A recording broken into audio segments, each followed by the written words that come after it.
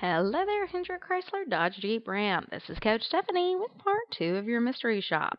I submitted a request via your website on December the 14th at 1:20 p.m. I received an email at 1:23 p.m.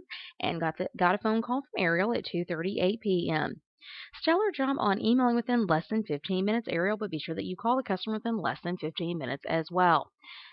Be sure that you grab control of the call and use the script so that you can schedule an appointment and get them to your dealership. If you can't get an appointment, go for a tentative time.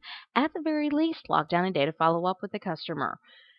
We never want to depend on the customer to call us back. Once you hang up the phone with the customer, be sure that you send them a personalized email so that you can continue building rapport and get them information that they very well may not have written down within 15 minutes of speaking to them. Taking a look at the email that I got from your dealership, the email did go into my inbox and it did come within less than 15 minutes, like I mentioned before. However, you want to be sure that the email has an attention grabbing subject line that's clear who it's from and what it's about so that the customer will open the email. You want to be sure that you validate the customer's decision of vehicle with positive words or industry information about the vehicle of choice. You want to address availability and you want to give them information on the exact vehicle that they inquired on. The email should be free of spelling and grammatical errors.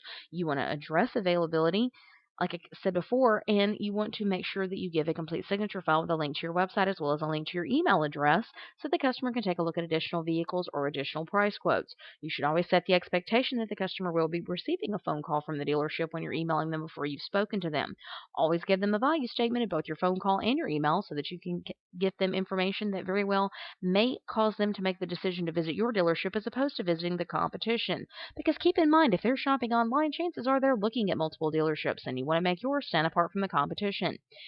You always want to have a complete signature file, like I said, with a link to your website and a link to your email address. And as you can see, the email that I received was actually blank.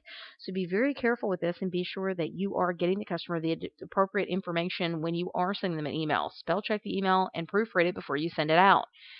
Like I said, when you get off the phone, send them an email so that you can continue building that rapport and get them information that they probably didn't write down while you were on the phone. Be sure that you thank the customer for their time on the phone. Be sure the email has an attention-grabbing subject line. Confirm next steps to remind them of whatever you agreed to in your phone conversation.